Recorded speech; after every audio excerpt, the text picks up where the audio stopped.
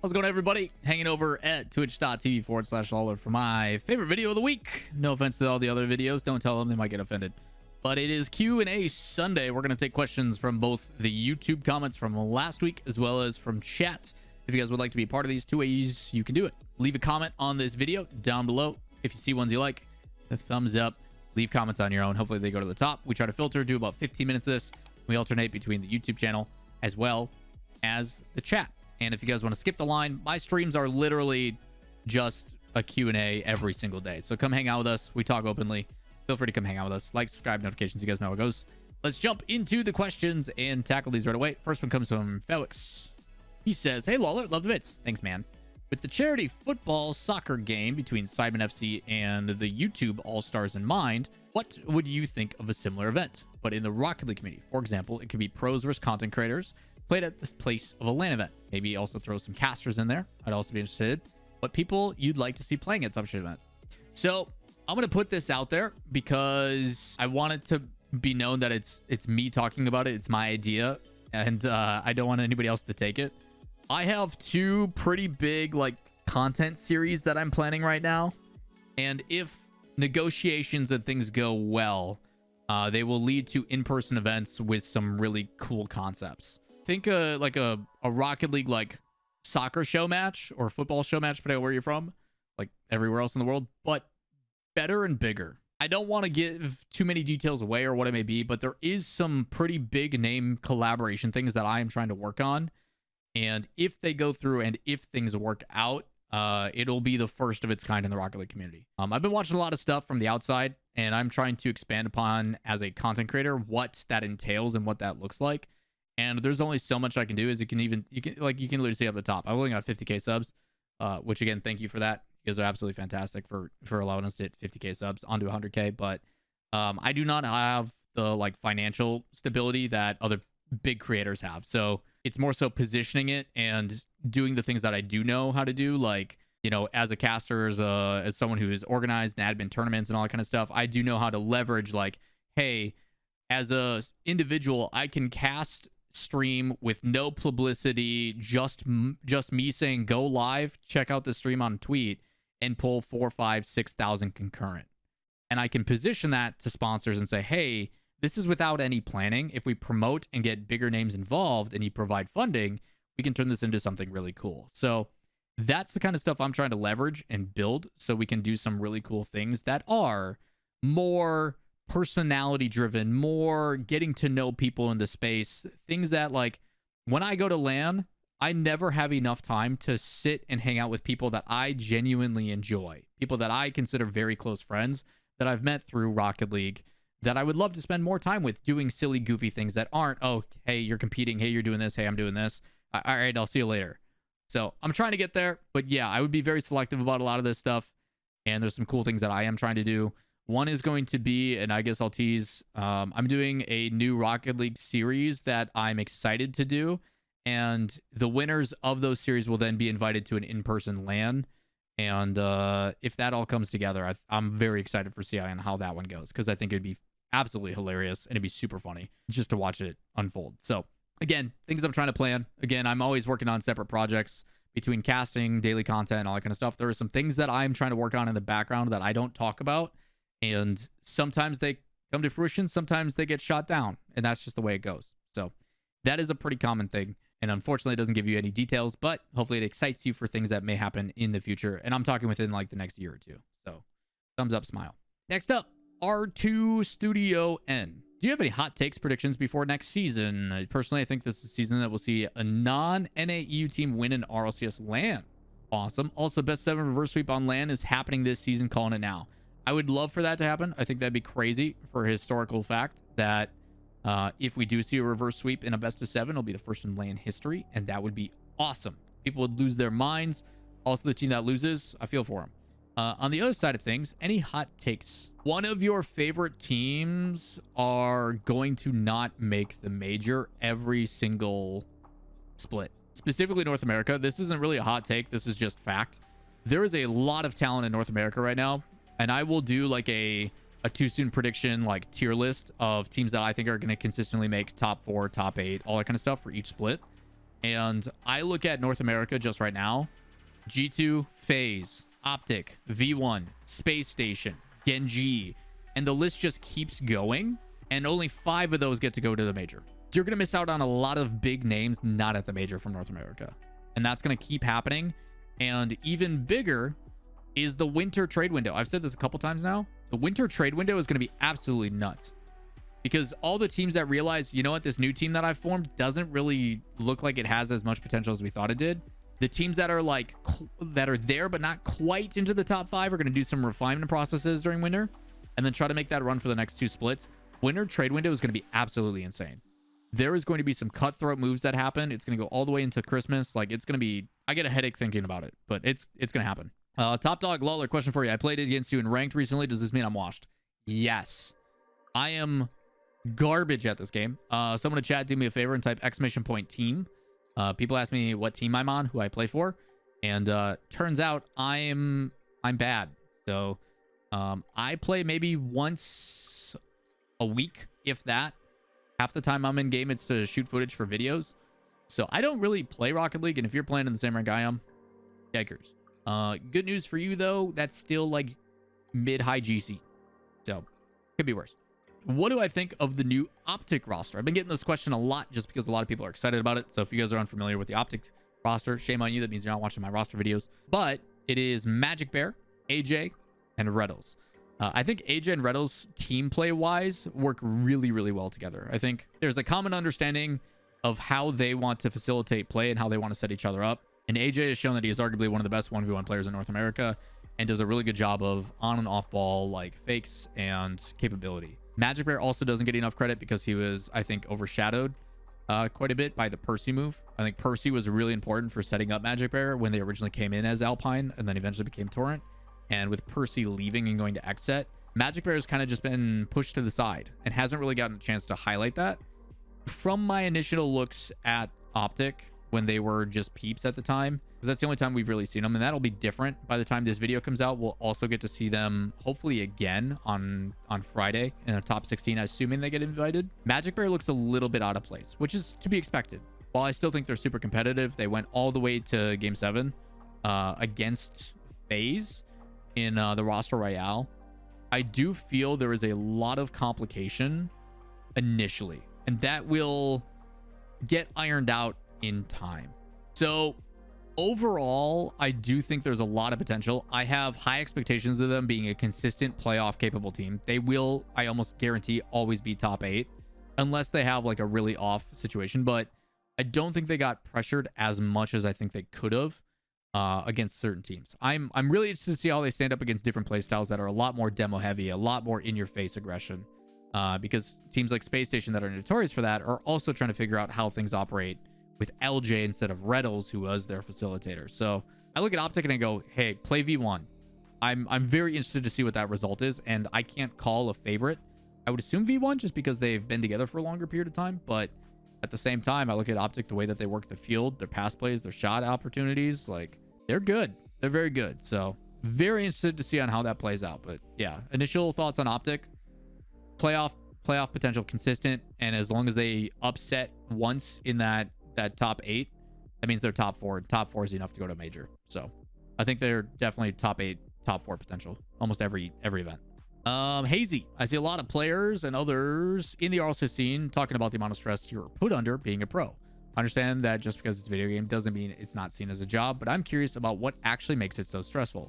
I imagine a few scrims a week and hours of training may be required in contract, but are there pros with barely 20 hours in the past 2 weeks that aren't in school?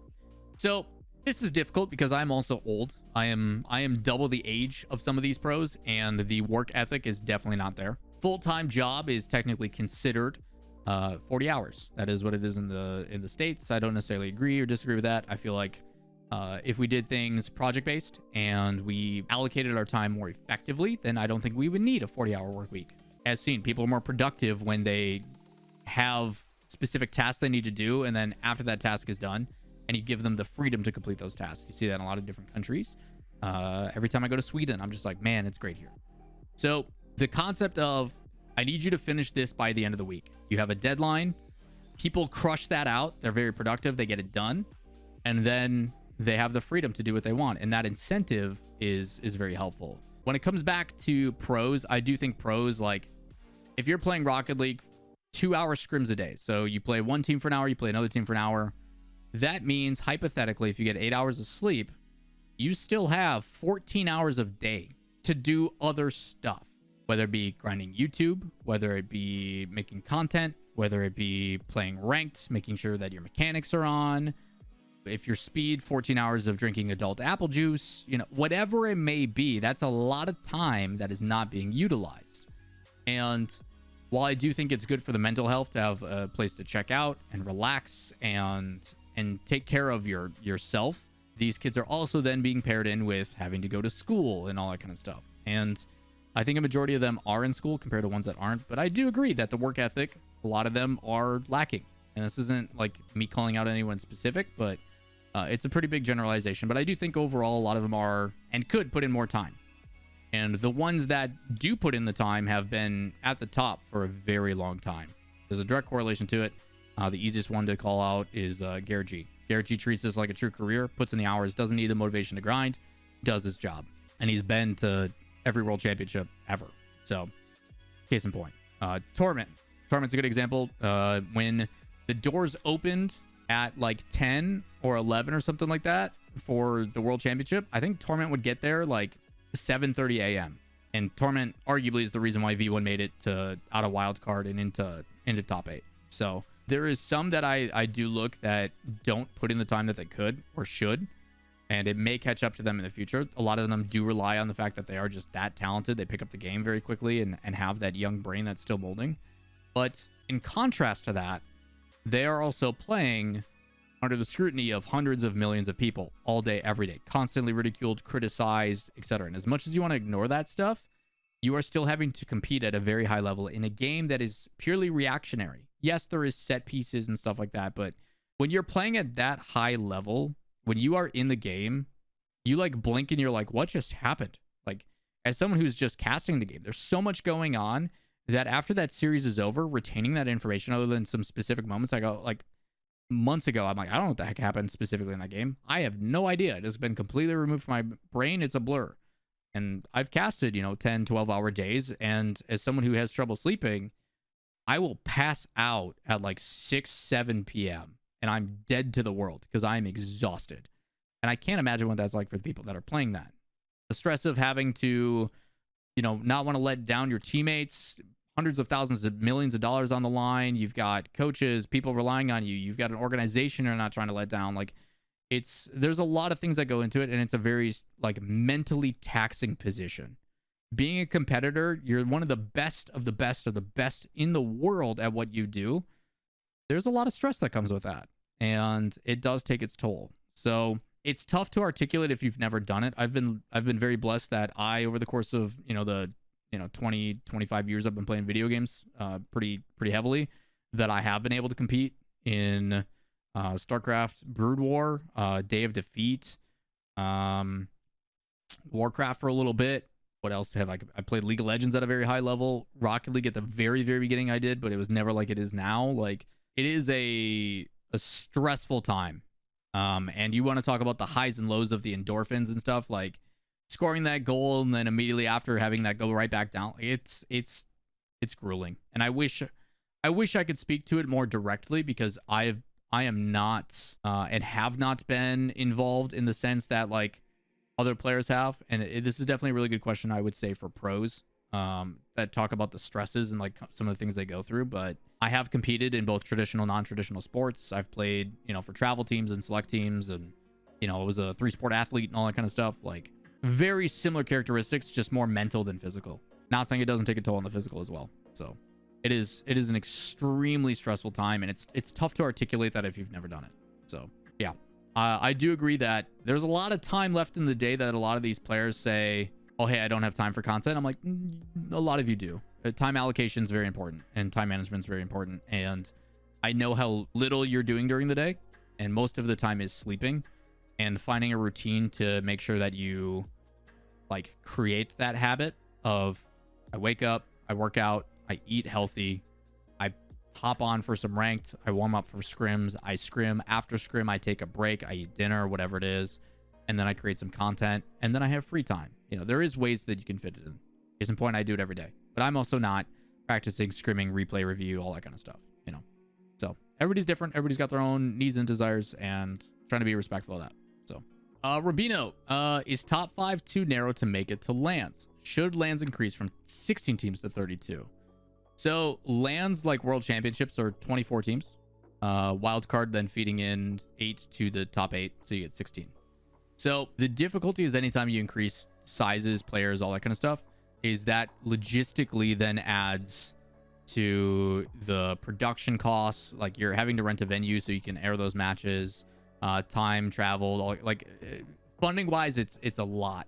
It's a lot. Like case in point, I did the math on it, and like the Turf Wars tournament that Rizzo did is like, if I had to estimate like $100,000 to $115,000 for a 2-day event, 2 days travel, 2-day in person, it's very expensive. I can't imagine World Championship with the arenas they're going with and the cost of 24 plus teams, all that kind of stuff. So that is one side of it. The other side of it too is the difficulty I have is the balance between making sure the matches have importance, or it's just a free win for one of the teams. And I think you have to think about it long term, about by exposing these teams from the expansion regions like SSA, APAC, etc., to the mainstream. That's the only way they're going to get better. Them having dedicated tournaments within their own region now is a great way for them to get better. As we've seen improvement already significantly from SSA, APAC, MENA, etc. But the real importance is exposing them to the highest level of play and giving them an opportunity to play against some of the teams from NA, EU, and them taking that information back and then improving upon it. So more international lands, I think, is a better solution than expanding a number of teams. So I personally view the route of saying, hey, I wish there was a way to refine the process and then provide more international lands for people to attend that are open qualifier, that do have 32 team, that are separate from the RLCS. But I don't know if there's any time for that throughout the season right now. So while I think a top 5 is very narrow based upon the amount of talent that we're developing, I also think that you are talking about being the best of the best. And if you are not one of the best in the region at the current moment, then better luck next time. And it's a really tough mentality to have, but I come from the background of like the NFL, which is the sport I watch the most, and say, hey man, you just played a 17-week season. You go into the playoffs, you lose once. That's it. That's your season. And if that happens, we'll see you in 9 months. Good luck. And that's a very crazy process. And my mentality also talks about that when it comes to regionals and everything else. Players get upset that one day in a regional is enough to destroy that entire event. And I go, well, you've got 2 more regionals to make up for that. And if you still don't do it in those 2 regionals to make up for the bad performance you had here, I hate to break it to you, but like, you got to show up when it matters. That's competition. And that's the reality. Like, put in the hours, prep so you're ready to go when these tournaments happen. And that's my mentality on it. And I know Rocket League is a lot about how you're feeling on the day. So maybe the focus should be, what are we doing to make sure that when the day comes, we are prepared and ready to go? And I don't have the answers. It's not my job to have those answers. And I'm excited to see and commend the people that figure that stuff out. And a lot of credit for me goes and provides credit to the people that are like, I'm going to put the time and the effort and figure out what my routine is so I can hit that flow state and pop off when it matters most. So there's a lot of really exciting things, I think, long term for the RLCS and trying to think about it big picture, but it's a tough conversation. Those are one of those like podcast ones where you want to sit down with a bunch of people that are well respected and just openly converse about how to approach that with an open mind. So good question, but there's a lot to it. There's a lot of different aspects. So that is going to do it for today's Q&A video. A lot of like very like select amount of questions, but some very big topics to cover. If you guys didn't get your questions answered, or if there's more you would like to ask in the future, as always, leave comments down below. And if you see one you like, make sure you guys give it a thumbs up. Also, feel free to stop by the stream. Twitch.tv/LAWL. You see a bunch of people in chat. There's like 300 people in here. It's been absolutely crazy. Feel free to use my chat as a Q&A. We do this almost every day. But that is going to do it for today's video. As always, like, subscribe, notifications helps out a bunch. And we'll see you in the next video. Peace.